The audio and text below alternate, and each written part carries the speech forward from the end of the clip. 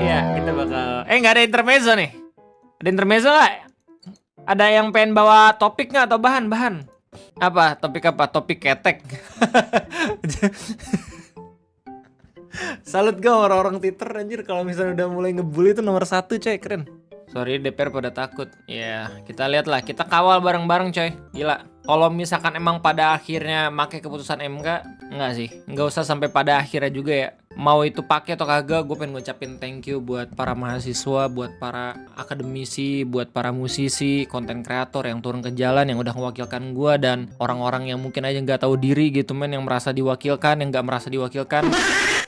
Thank you banget. Karena kalian, kita kira bisa tetap punya negara yang sesuai dengan konstitusi, oke? Kocak sebenarnya demo kemarin tuh. Demo kemarin sebenarnya cuman pengen ngebuat apa ya? DPR taat konstitusi aja, yang sebenarnya tuh nggak harus di demo anjing. Jujur kenapa kira-kira ini gue terharu sama Budi bukan Intel sama ikut perlawanan gitu. Men, gue lihat real. Lo kalau misalnya lihat Twitter sekarang, gila banyak banget mahasiswa yang berdarah-darah, dipukulin, bahkan sampai ditetapin sebagai tersangka gitu ya, buat demo di beberapa titik gitu, gokil. Padahal sebenarnya ya, nih gue udah ngomong berkali-kali di Ngopi nih ya, tuntutannya tuh sebenarnya bukan tuntutan yang berat anjir. Tuntutan agar mereka taat aturan dong. The freak, kenapa harus didemoin? Dah itu kacau men, rusak anjir. Ngapain didemoin harus taat aturan gitu loh? Lu bayang nggak sepakat apa kita? Yang kayak gitu aja harus didemoin lu, gimana aturan-aturan yang lain. Kasihan mata harus diambil. Oh ya, ada kabar terbaru buat mahasiswa yang matanya terancam diambil. Katanya udah sedikit lebih pulih ya, dan matanya nggak harus diambil, alhamdulillah. Gue dapet infonya dari ya nih dari Humanist Project. Jadi ada kabar baik, operasi Andi berjalan lancar dan tidak harus ada tindakan pengangkatan bola mata. Alhamdulillah, semoga cepet pulih. Terima kasih banyak Om Andi. Thank you ya Allah. Sampai sakit gitu men, sampai luka-luka, sampai matanya terancam buat diangkat itu, astaga. Semuanya membuahkan hasil ya. Perjuangan orang-orang kemarin tuh, sampai akhirnya dilihat sama luar negeri gitu. Lu bayangin, gue sampai sekarang masih nggak percaya ada orang-orang yang bilang, oh demo kemarin rusuh, demo sperma ada aksi damai ya, oh demo kemarin ngerugiin bla bla segala macam, apaan sih demo gak usah demo. Tolol anjing. Gue kayak justru orang yang demo kemarin itu buat mencegah demo yang lebih parah, yang mungkinnya bakal ngaruh ke hidup lulu semua gitu. Gue ada beberapa temen ya yang dia nginstastoryin, oh Indonesia tidak baik-baik aja, pale lu nggak baik-baik aja. Gue balas. Terus sampai ada yang bilang ya udah yuk RU perampasan aset lah gas. Udah kayak buzzer aja. Terus gue balas aja, ayo gas, inisiasin dong demonya. Males ditolol. Nyuruh aja lu demo, lu goblok. Lu kerja enak, lu hidup santai gitu ya. Itu semua gara-gara orang-orang yang aktif tuh nyorain lu kemarin. Gak sadar aja lu. Udah gue bilang mau 01, 02, 03 itu kampret anjir. Indonesia jadi gak punya landasan hukum sama sekali kalau misalkan kemarin gak didemoin.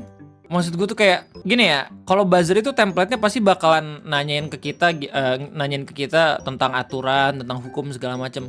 Gak usah dihirauin bro.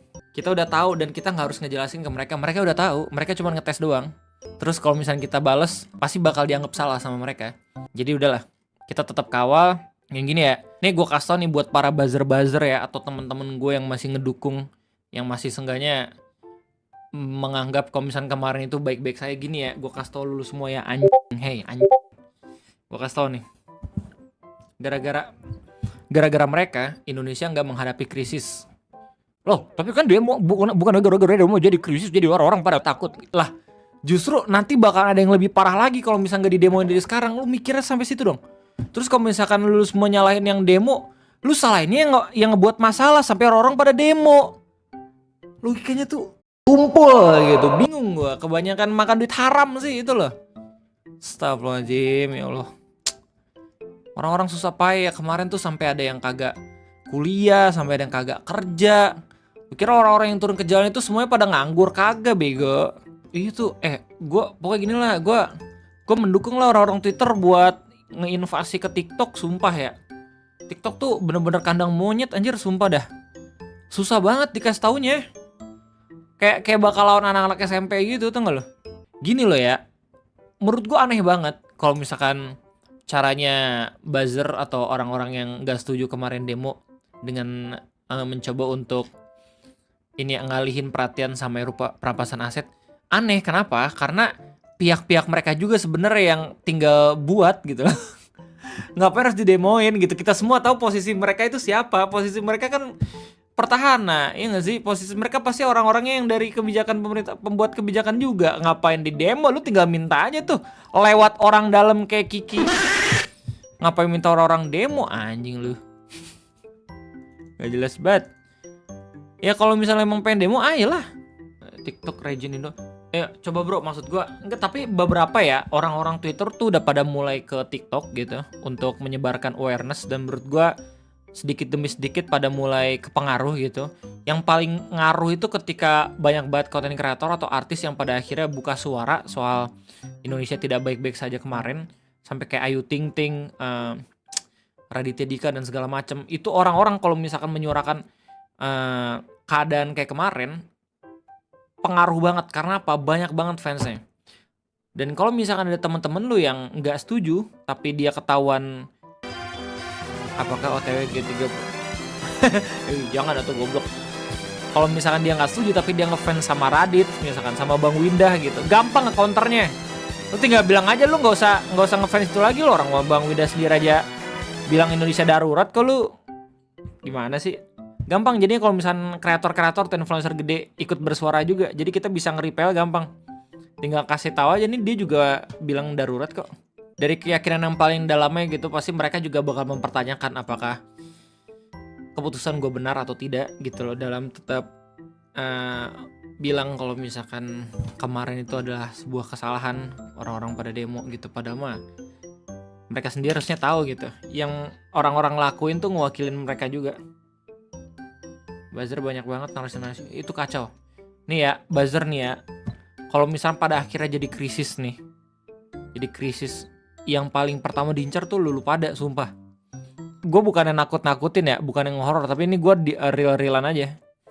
Pasti sedikit demi sedikit ada orang yang orang yang sadar kalau misalkan akar dari permasalahan ini, maksudnya perpanjangan tangan dari akar permasalahan ini, itu ya buzzer juga. Lu bayangin kalau misalnya lagi krisis tiba-tiba ada narasi-narasi kayak gitu, narasi-narasi dari buzzer. Lu bayangin ada orang yang lagi krisis tapi dicekokin sama wacana atau narasi semuanya baik-baik saja bro, gitu-gitu terus. Perut nggak bisa bohong bro, diincer lu nanti, serius gue mah. Mister